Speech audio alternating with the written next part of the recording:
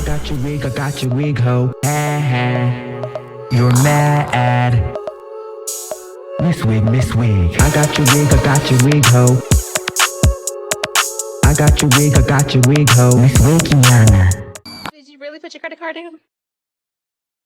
What I will say is, yes, Juan was an idiot and communicated with this woman on Instagram, because whatever. He's bored. He needs attention. It's the pandemic, blah, blah, blah, whatever. Tapiana, Strapiana, Daikiana, Rabiana, Miss Dyke, the Daikiana, Miss Rabiana, Miss Dyke, Rabiana, Tapiana, Strapiana, Daikiana, Rabiana, Tapiana, Miss Strapiana, the Daikiana, Miss Rabiana, Miss Dyke, Rabiana, Tapiana, Strapiana, Daikiana, Rabiana, the Daikiana, Rabiana. I'm really happy for her to maybe have this opportunity. No, I paid for the room. You did? Her credit card was down. She got me. But Robin, this week you admitted on your podcast that Juan had been involved with another woman during COVID and that you knew about it ahead of season 7 and that the situation had been, quote, handled. Yeah, Real Housewives of Potomac, Robin Dixon addresses allegation of Juan Dixon cheating. The Real Housewives of Potomac cast member Robin Dixon recently admitted that her husband Juan Dixon did in fact have an affair with a woman while they were engaged. And that is one of the reasons why their wedding was delayed. Last week, a woman came forward alleging that she had a relationship with Juan during the pandemic and she literally had receipts to prove it. Ooh, honey. Yes, for the starless Robin Dixon child. I feel like Juan gave her the story that she has regurgitated to all of us. Definitely. Okay. And then did Juan ever tell you that there was any sort of real relationship with Robin when you guys started talking, or was that clear to you when you guys were talking? Did you know that they were in a relationship, or did it? Very clear that the relationship was for TV. It was for the fans. It was a paycheck. And that was just their obligation, right? And they needed to do what they needed to do pretty much for TV. And he made it clear that he does have that respect for Robin, but it was not a real relationship. It was just not a real loving relationship. It was just more of co-parenting and, kind of best buddies. So then with that, it's clear that he didn't want to tell her the real story for whatever reason, even though you would think that they would be fine with it if it's just for TV. But now, one last thing. She had also mentioned that you sent Juan a request via Zelle or something for $4,000, basically, I guess, insinuating that you were asking for the money in order to not go to the blogs or something to that. Can you speak on that? Yeah, it's a little outrageous, and I wish she would have put more thought into her statement, because I am in Canada. I am a Canadian citizen. And in 2023, we don't have Zelle. We don't accept Zelle. I can't request Zelle. I don't have access to that on my phone.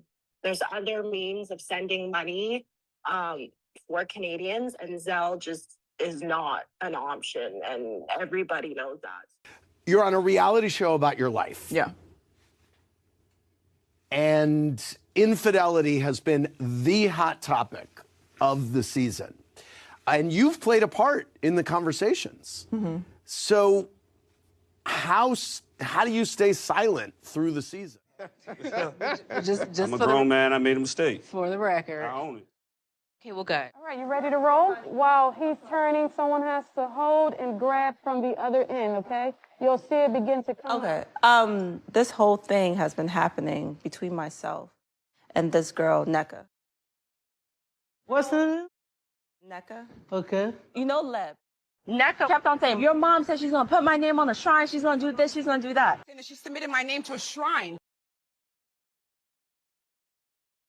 And threatening to send my in-laws' name to a shrine.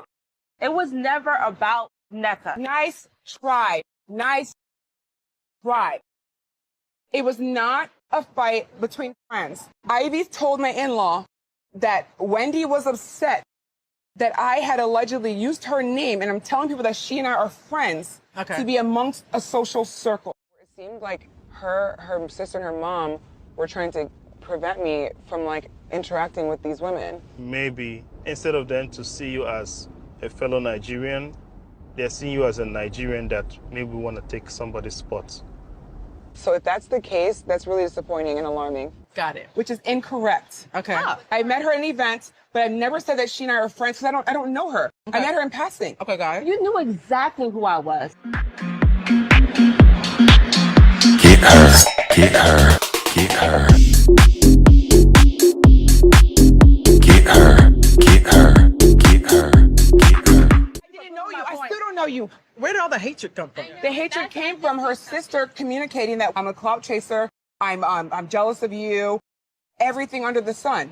So you went and told her sister and her mama that I was on the show and they were mad. Her and my sister were friends. They're no longer friends. As of April 7th, when your mom threatened shrines on people. And that's where she puts the names of people. What? She's doing voodoo on you? This woman put a hex on this. And then she says that we should ask about her in the DMV.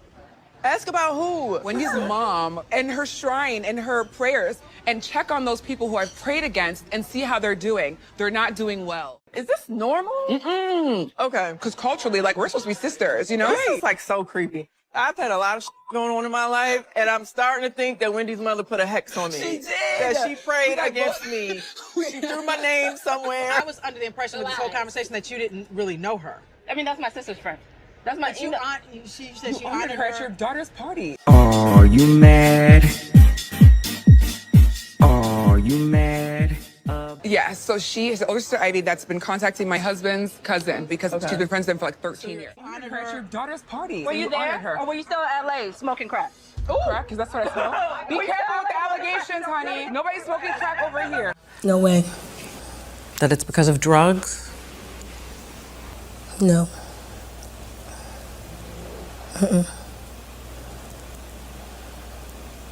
Now, I grant you, I partied. But there have been times when I know I was going through a lot of emotional stress and my eating habits were awful. Whitney dying. Crack rehab fails. First of all, let's get one thing straight. Crack is cheap. I make too much money to ever smoke crack. Let's get that straight. We shouldn't put out drug accusations. No. Unless it's true. Let's not put out any allegations. Let's be clear. Why are you drinking your drink? I had to take a sip because this is hilarious. And when I talked to Ivy, she had explained to me that her and Leb had a falling out.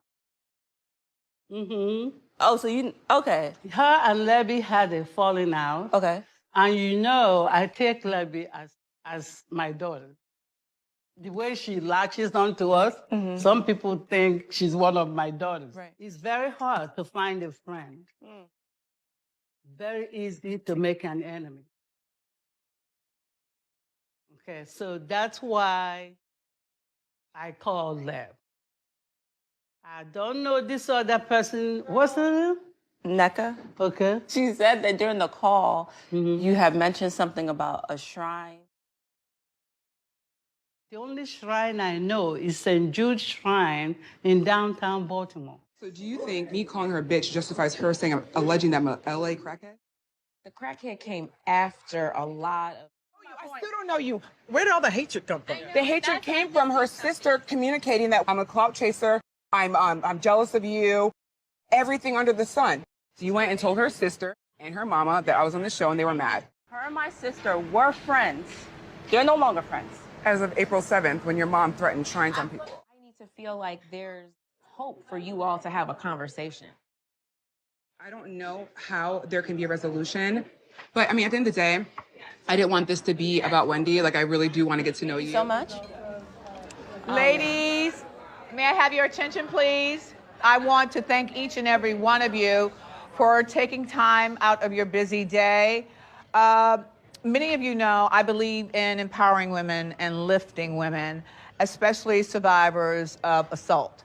So 6 years ago, I was sworn in as ambassador to PAVE alongside President Biden, lending my voice to shattering the silence against sexual assault.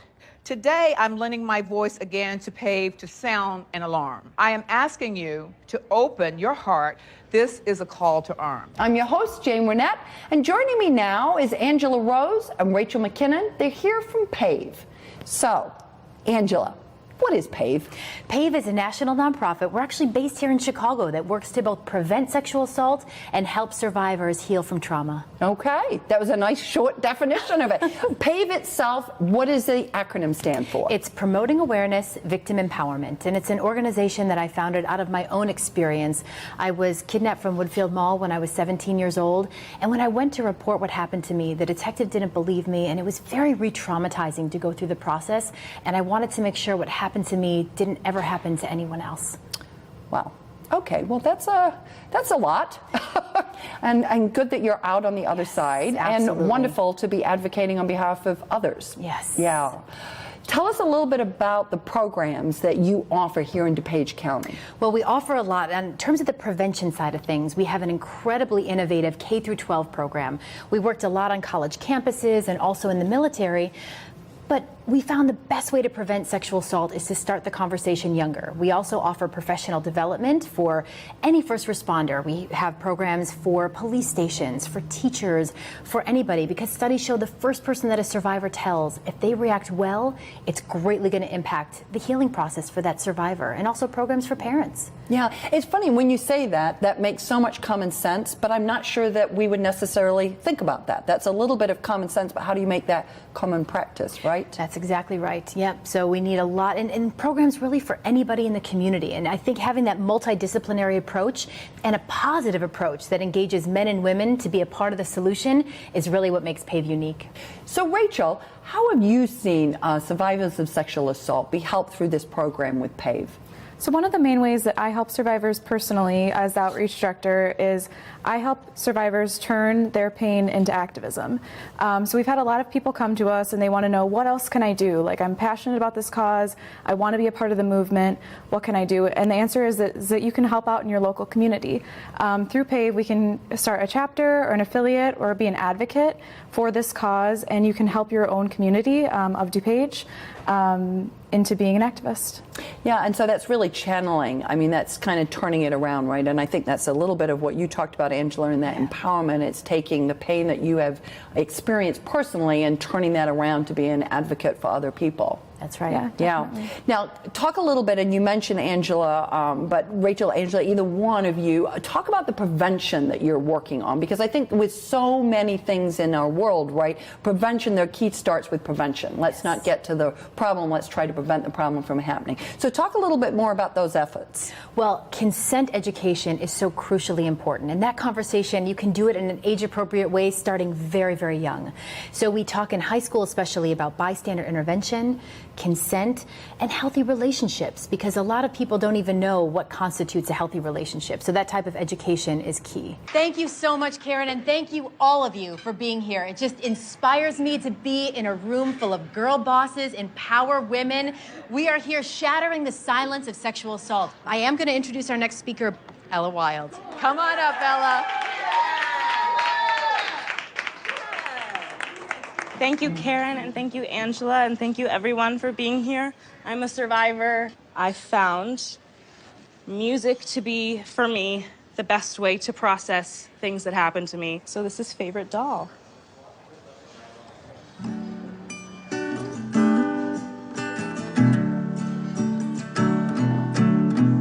My favorite doll is in a well. How she got there, I can't tell. I'll go to hell. Can someone break this spell? A part of wound that I had tried to hide. I close my eyes. The heavens crying. Your little dog would like to come outside.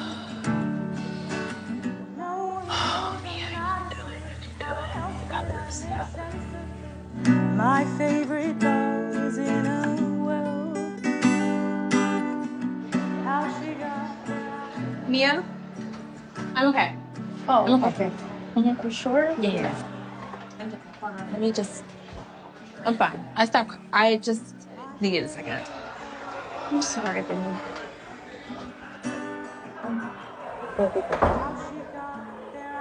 I didn't know that something happened to you. Yeah, it's something that I battle with a lot. I almost didn't know. Really? Yeah.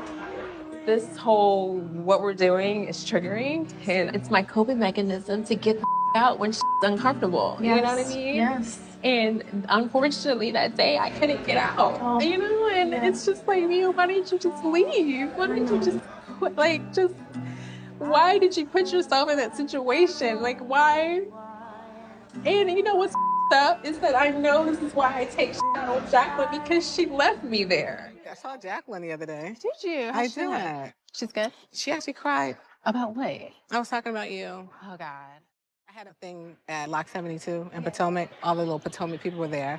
I had to go and, say hello. So I said, just come with me, because we met for lunch. After that was over, NECA came in. So NECA met Jacqueline, too. Oh, good. Yeah, she met her. She didn't speak very favorably. Somebody who literally wants to drag me underneath her to elevate herself.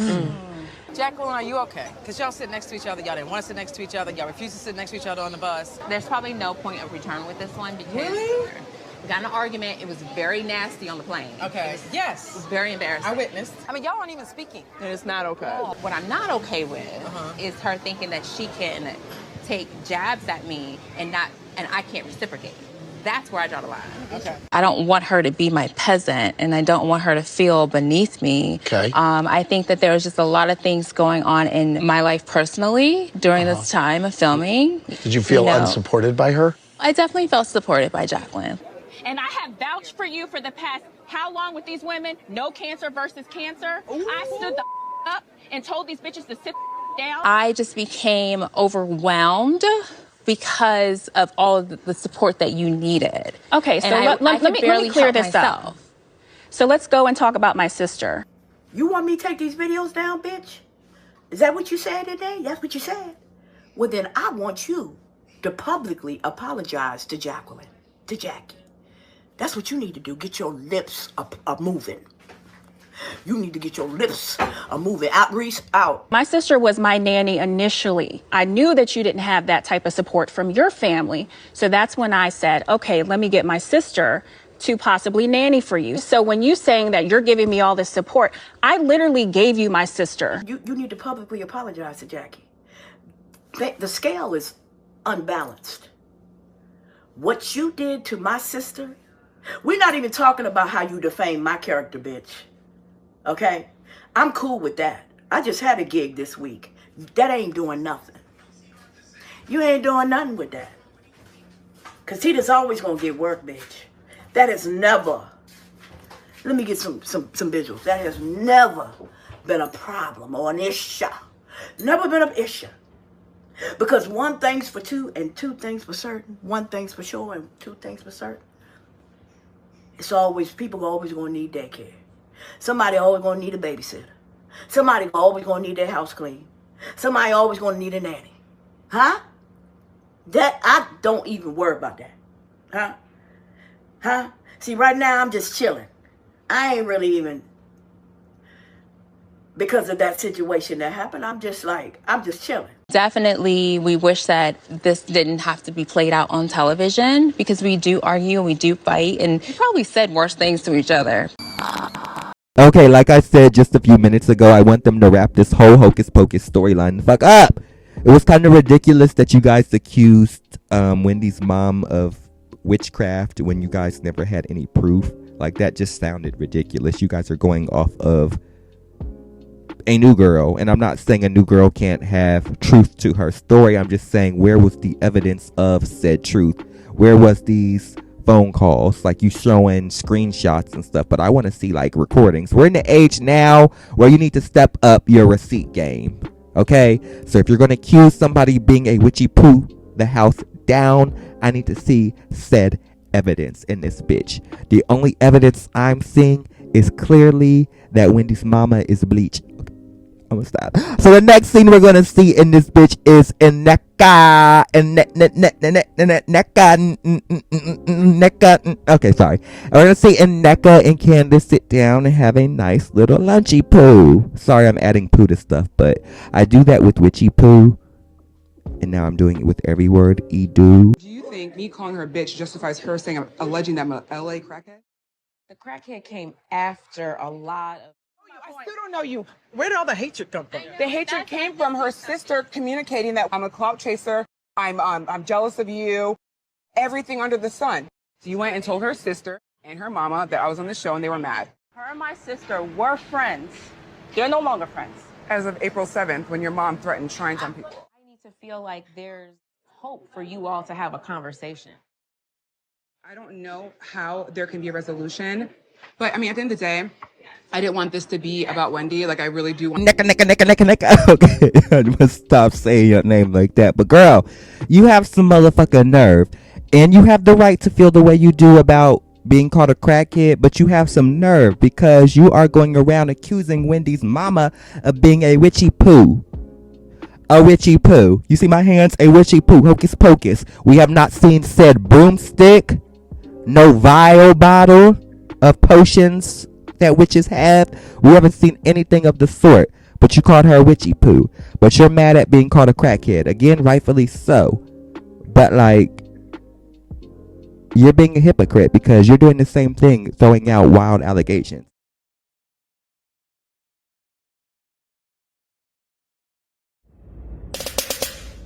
Ew.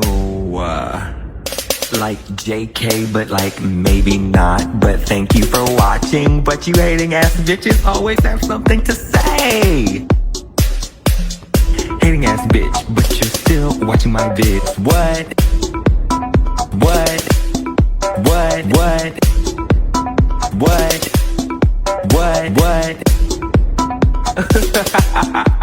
You're so upset. But that's like okay, because have a piece of bread, have a Xanax, relax, because I said what I said.